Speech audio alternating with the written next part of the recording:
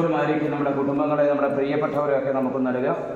കുടുംബങ്ങളായിരിക്കുന്നവരെ, പ്രിയപ്പെട്ടവരെയൊക്കെ സമർപ്പിച്ച് പ്രാർത്ഥിക്കുന്നു. ഈശോയെ, ഞങ്ങളുടെയും കുടുംബാംഗങ്ങളുടെയും വിശുദ്ധീകരണം ആഗ്രഹിച്ചുകൊണ്ട് ഞങ്ങളിതാ പ്രാർത്ഥിക്കുന്നു. അങ്ങയുടെ പരിശുദ്ധമായ രക്തത്തിൻ്റെ അഭിഷേകത്താൽ ഞങ്ങളുടെ കുടുംബങ്ങളൊക്കെ മുദ്രയണമേ. മുറിവേറ്റ നിന്റെ കരമുയർത്തി ഞങ്ങളെ ആശീർവദിക്കണമേ, അനുഗ്രഹിക്കണമേ. കർത്താവേ, ഞങ്ങളായിരിക്കുന്ന ഞങ്ങളുടെ കുടുംബത്തിൻ്റെ കാര്യങ്ങൾ, സാമ്പത്തിക കാര്യങ്ങൾ, കടബാധ്യതകൾ, ജോലി തടസ്സങ്ങൾ, വിവാഹ തടസ്സം, രോഗപീഠകൾ, ഇങ്ങനെ നാനാവിധത്തിലുള്ള കാര്യങ്ങളെല്ലാം ഈശോയിലേക്ക് നമുക്ക് നൽകാം. കർത്താവേ, കരം ഉയർത്തണമേ, അനുഗ്രഹിക്കണമേ. മോചനം, വിടുതൽ, സൗഖ്യം നൽകി ഞങ്ങളെയും കുടുംബങ്ങളെയും അനുഗ്രഹിക്കണമേ. കർത്താവേ, ദിനങ്ങളിൽ നിന്റെ വലിയ ഇടപെടൽ അനുഭവിച്ചറിയാൻ യോഗ്യരാക്കണമേ ഈശോയെ എന്ന് പ്രാർത്ഥിച്ചുകൊണ്ട് പരിശുദ്ധ അമ്മവടി ഈ രണ്ടാം രഹസ്യം ധ്യാനിച്ചുകൊണ്ട് സമർപ്പിച്ചുകൊണ്ട് നമുക്ക് പ്രാർത്ഥിക്കാം.